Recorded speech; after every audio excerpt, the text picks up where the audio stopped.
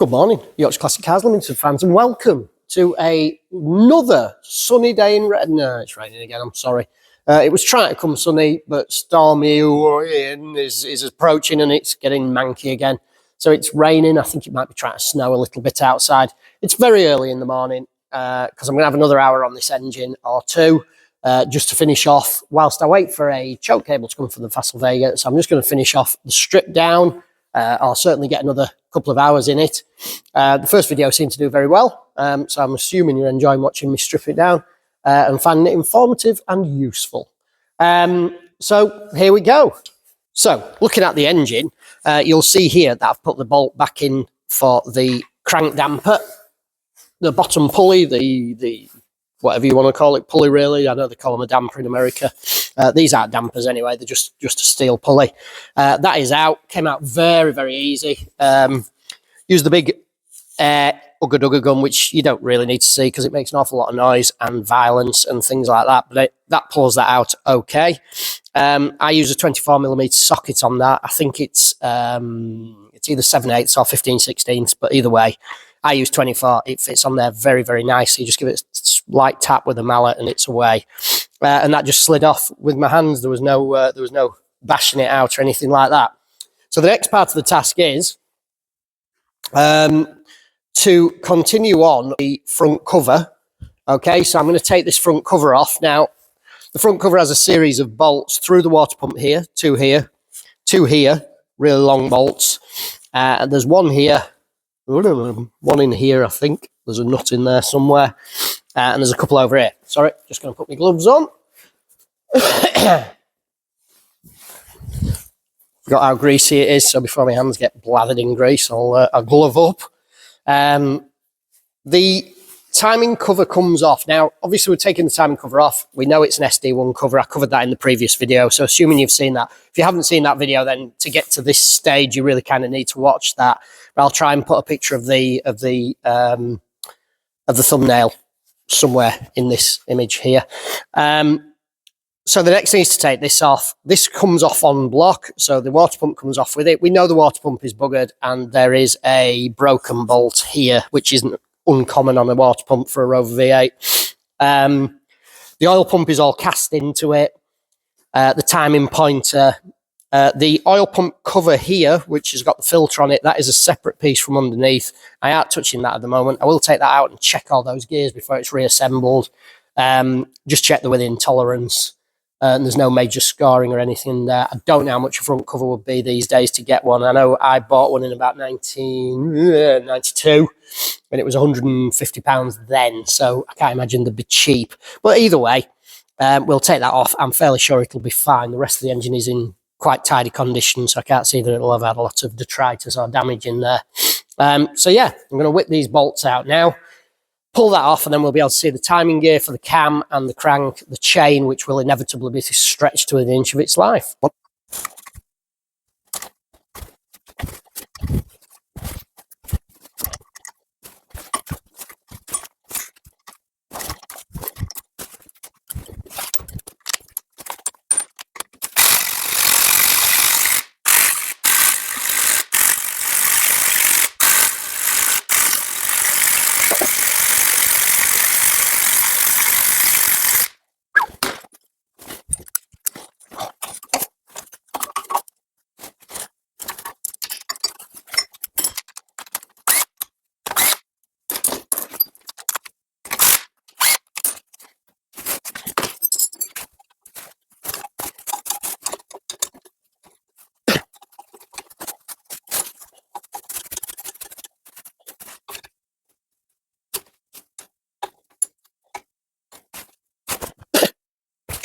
Yep.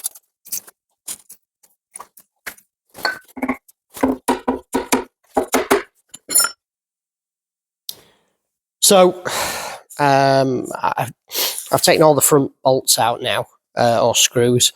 There's just one at the bottom here behind the oil pump, which is a bit of a pain. I'll do that when I turn it over. This one snapped off inevitably. I knew it would.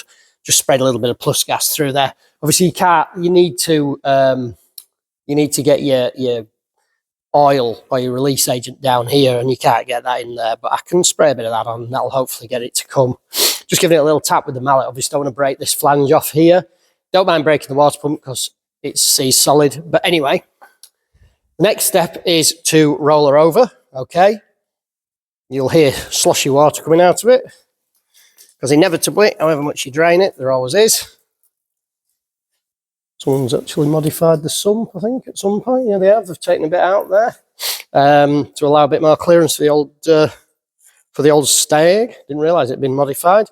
Anyway, so now I need to take these bolts out here and that last one there, and then that should allow this to come away. It's not going to come away very easily, but I'll just give it a gentle tap and we should be all right. These are 1/2 inch heads on a 5/16 UNC, of course. They're only into an aluminium casing, so they won't be super strong.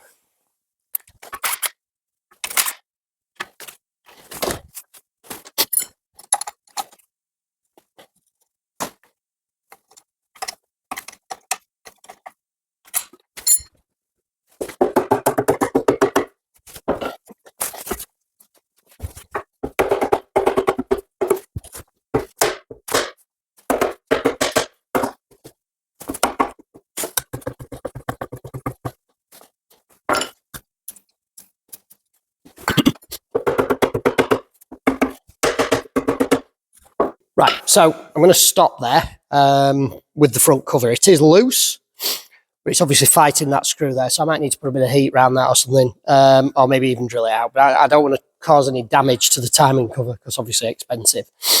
You'll notice there is a tiny widdly bit of oil coming out the bottom of there. I don't know if you can see it. Yes, you probably can. It's filthy, mucky and horrible.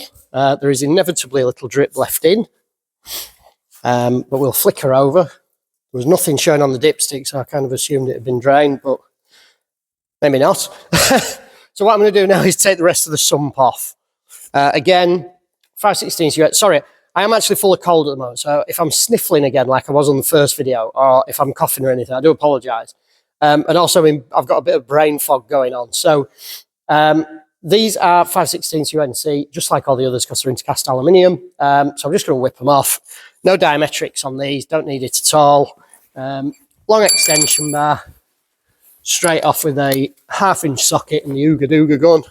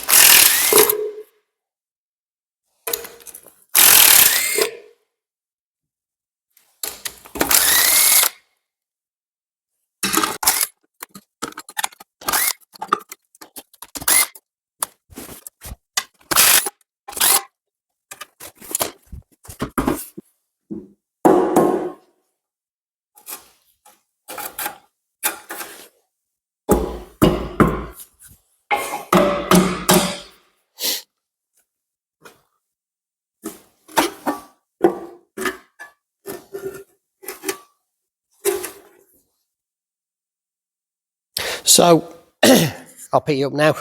As you can see, that's the bottom end of the engine exposed.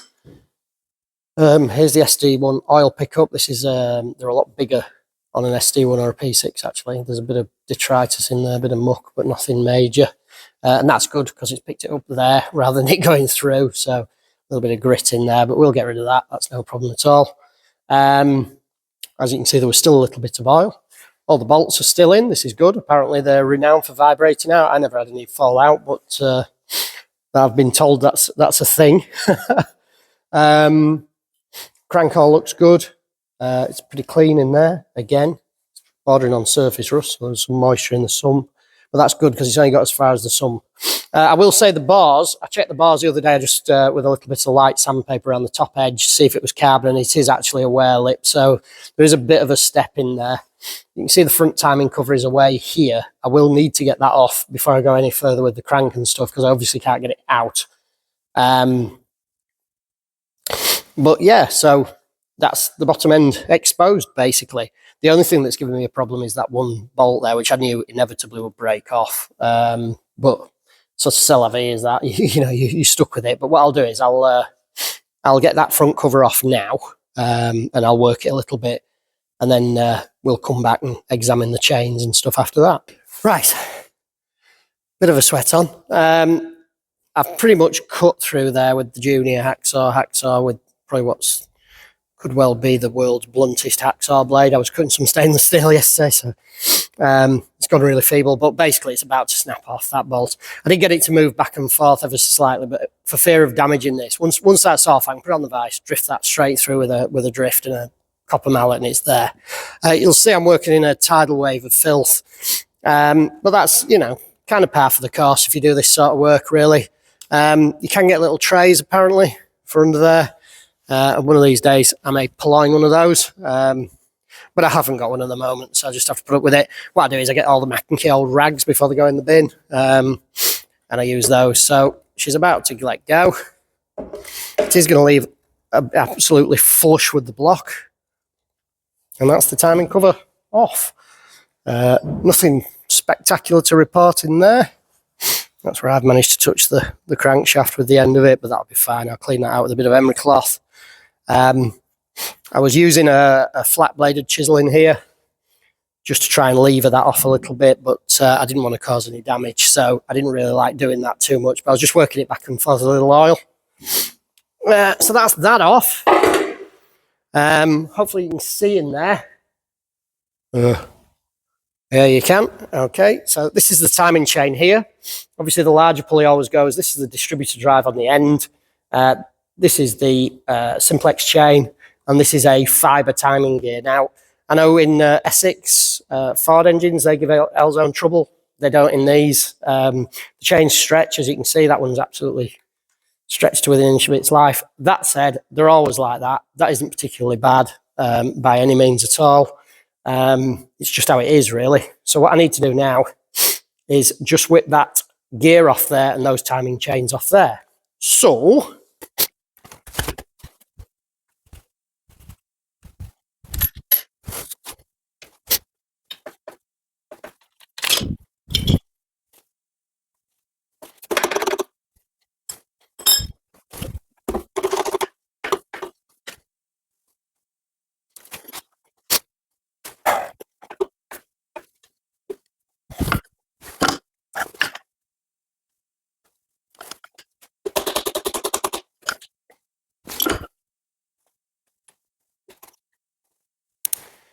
So assuming you can see what I'm doing, they're the timing chains. They are marked, obviously, for top dead centre there and there.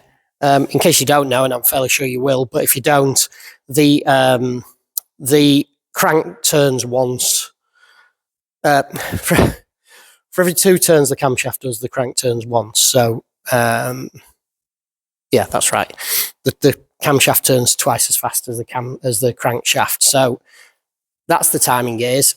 The one on the cam has this spacer on. Okay, I'm assuming you can see where I'm gesticulating to. Has this spacer on it. And then that's the distributor drive gear. Now, you need to be a little bit careful with these when you take them off, because they're only cast iron. They're just designed to wear rather than cause damage to which is also cast iron drive shaft on the distributor. So that's why they're like that. What I'm going to do now, I've got that off, is I'm just going to bob that back on without the chain. Obviously, the chain and the chain and the sprockets are now scrap, but then I can put that back on there, and it keeps it all together for when I come to reassemble later on. Not bothered about which way around it goes. I know which way it goes when it goes back anyway, so there's no problems there. Of course, I dropped the washer and the bolt in the muck down there. Of course, I should have cleaned that up before I went there. The chain can go in the sump for now. And that goes in there, that big bolt. Don't want to lose anything. Of course, you can get new. And there'll be people out there, I see people commenting on things all the time going, just put new in, just put new in. But honestly, quite often the stuff you buy new isn't as good quality as the stuff you took out. When And quite honestly, why waste money if you don't need to? You know, for me and the customer, it's just ridiculous. Obviously, I want to put new gaskets and things in, new timing chains and stuff, because it needs them. But gears like this, there's nothing wrong with it. It's not worn out. There's no damage on it. I'll also be drilling here through the top of the timing gear, just behind the wheel there. I'll show you that when I do it on reassembly. That's just to add extra lubrication to your timing gears. And it aids oil drain back from the engine as well. It's quite a well-known trick on Rover V8. So what I'm going to do now, there were no hidden disasters in there apart from getting that bolt out, but you know, you've got to struggle a little bit, otherwise it's not cricket. So yeah, next job really is to take the crankshaft out. I'm hoping the crank's going to be good. And when I say good, I don't mean I'm hoping it doesn't need a grind. I mean, I am hoping it doesn't need a grind, but I mean, the chance of that is quite unlikely. So what we'll do is we'll take the crank out and just make sure it isn't damaged to a point where it can't be reground. That's obviously a disaster. So I shall sign off for a second and clean the floor. So you join me back. I've cleaned up the tidal wave of oily water somewhat. First thing I want to do is remove the oil pickup strainer. This is obviously going to need cleaning. It's 2 7/16 quarter UNF, I think these are actually, but either way, doesn't really matter. Obviously, I don't need to modify this. It's going back on. It's in the right place. If it was a Range Rover or something, it would probably be in the middle. I can't remember if I'm really honest. I know on my Capri, when the kit came originally to convert it to a Rover V8, back when I was 18, so a couple of years ago, my dad and I had to alter it because it came with an appalling sort of quarter weld mesh over the top, and part of it broke off and went through the oil pump. So we ended up, Dad brazed this to their version of the pipe, and that worked really, really well. So those 2 quarters out there, and there's an 1/2 inch in the bottom of there, which is a stud that goes into, he says, famous last words, can't find the 1/2 inch spanner. Oh, there it is. That's a stud that goes into that number 4 main cap.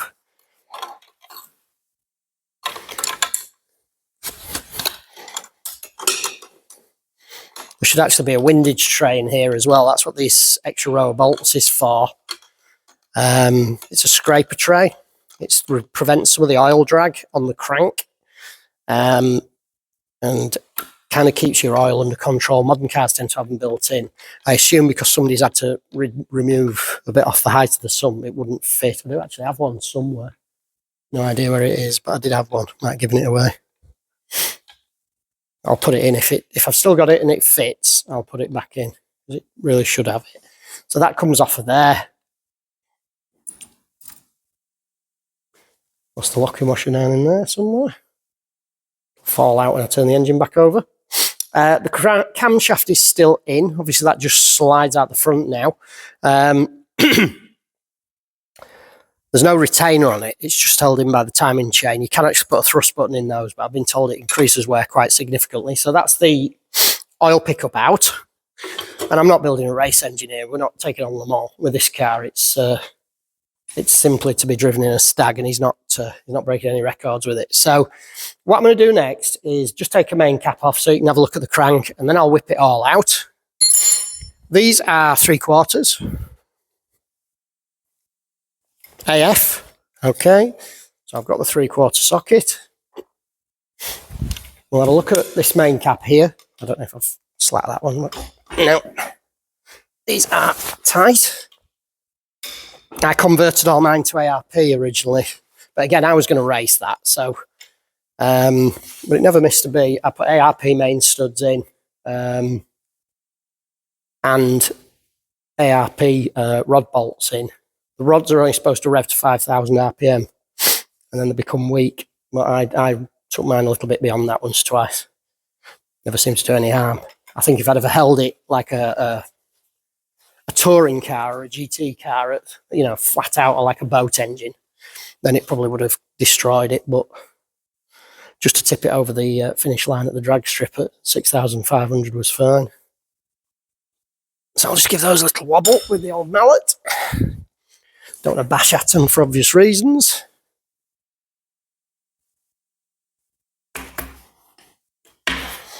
Very gentle tap. Right, I just nip them together like that and pull it straight up. Obviously I keep all these together. Oh, that's in very good condition. Very good. It's through to the copper, but the crank itself is excellent. Yeah, the crank is excellent. Absolutely excellent. That's brilliant. Excuse me, brilliant news is that.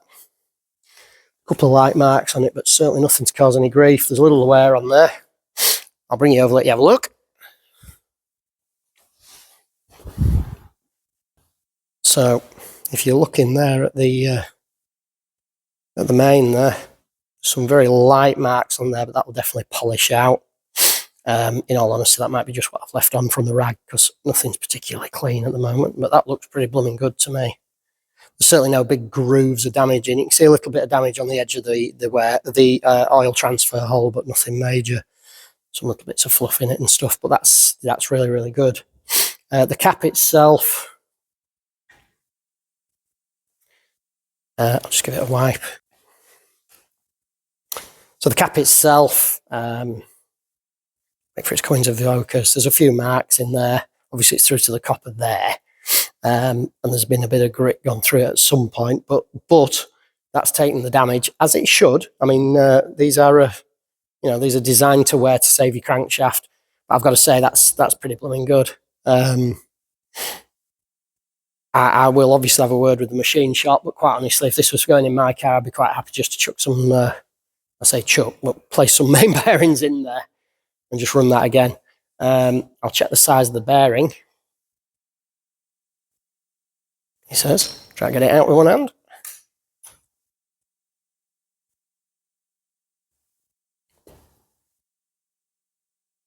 Can't see.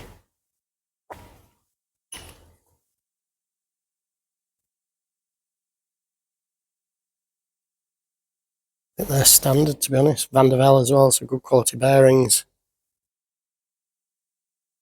Yeah, standard size, I think. There's no, doesn't appear to have ever been ground. Can't see any plus or minus on it. If you can, please feel free to comment, but I can't. I'll check the part number, obviously, but no, they look good. Very good, actually. Very, very pleased with that. It's good news. I'll probably just get a crank polish if it needs it, but again, I'll get him to mic it out and check that on. So I'll take a big end out and have a look at those. Again, I'll do the front one here. Oops.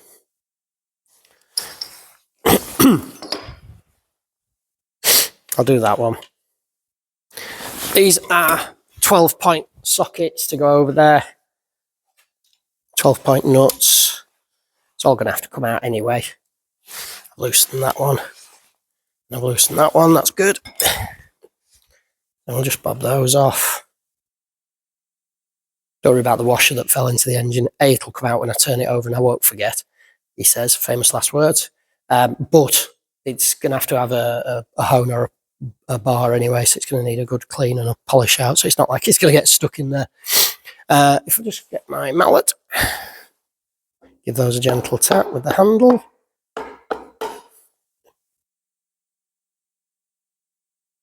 Oh yeah, they're excellent. I think they've been changed recently by the look of it. The bottom's very, very good. Yeah, they're good. And the crank, I'm just going to gently push the piston down a little. Yeah, the crank is excellent. Some light marks in it, but I mean, it is light. They just need a polish. Can't see the top half of the bearing. I'll just show you those. Bring you around.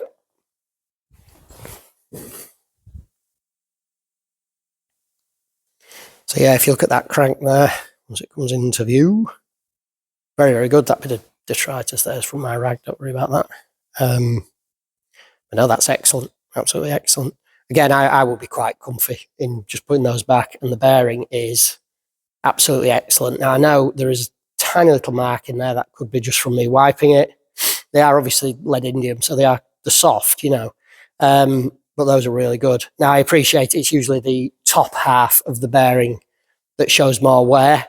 But judging by the bottom half, they've definitely been changed recently. So if I just pop that one out, For anybody who's panicking, thinking I haven't made a note of which direction that goes in, they always go tang to tang. So the tang here that locates in the main cap goes to the tang in the rod. So as long as I don't mix them up from piston to piston, I know which one goes where. So that, you'll see, so original equipment, Van der Velde, good quality. Again, doesn't look oversized to me, so I don't think that's been ground either. Basically, when I'm saying these things are good news, but people can see where, there'll be people sat at home on the mobile, wherever the heck they are, going, how can that be good? You can see there's a big scratch through the middle of it, or there's a big chip or a big bit of damage in it.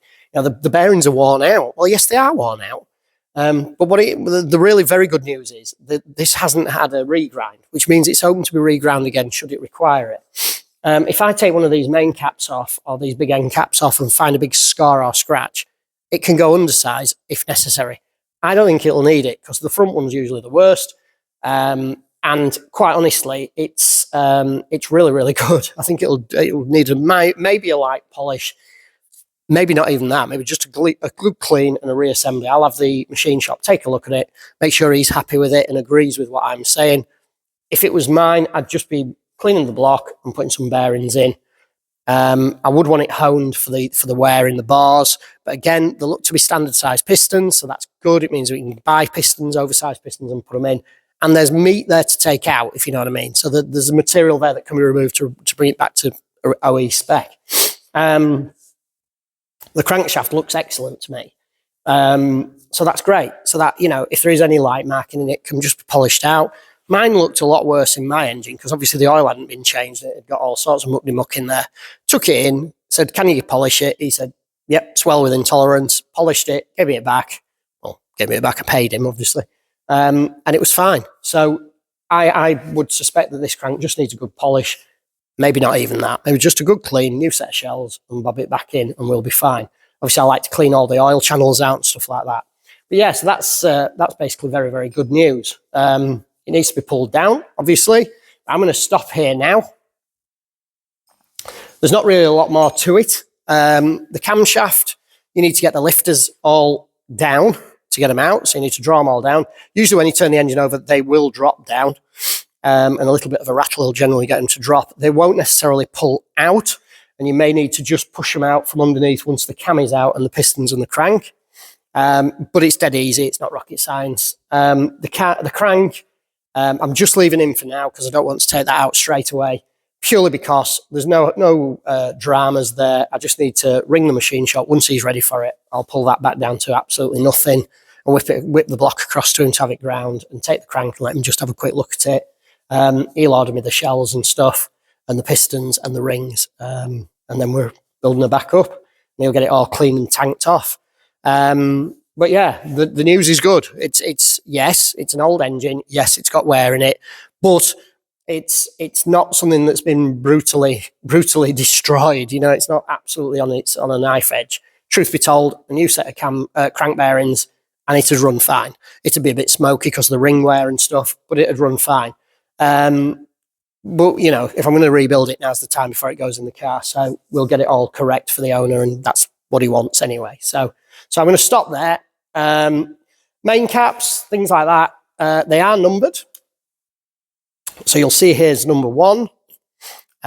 These will need, if you're having machine work done, you put these back in the block where they go, in the direction they go. So when I take one off, like I have done here, I keep it in the right direction. Again, they do go tang to tang, so you can see the tang mark there, hopefully, on the block where the top of the shell goes. And then this part, he says, I've folded it up in here somewhere. Oh no, it's on the floor. The tang side of it goes back in the same way. So that there is the tang where the bearing locates. That will go in that way to match it. That's all there is to that, really. I only ever bob them in loose like that for the machine shop. Don't worry, that won't touch the crank. There's about 1/8 of an inch clearance without the bearing in. So they will need to go back to the machine shop. He will need those on to do any work on the engine. The cam bearings, I'm suspecting, will be absolutely fine. Don't usually change those anyway unless they desperately need it. And it'll be getting a new camshaft New bottom end bearings, obviously. That one's showing some wear, so that one, not that one, sorry. The main bearing is definitely showing some wear, so that definitely needs to be changed. But I'll change them all anyway, as a matter of course, because of what the cost and the time it takes, it's worth doing now.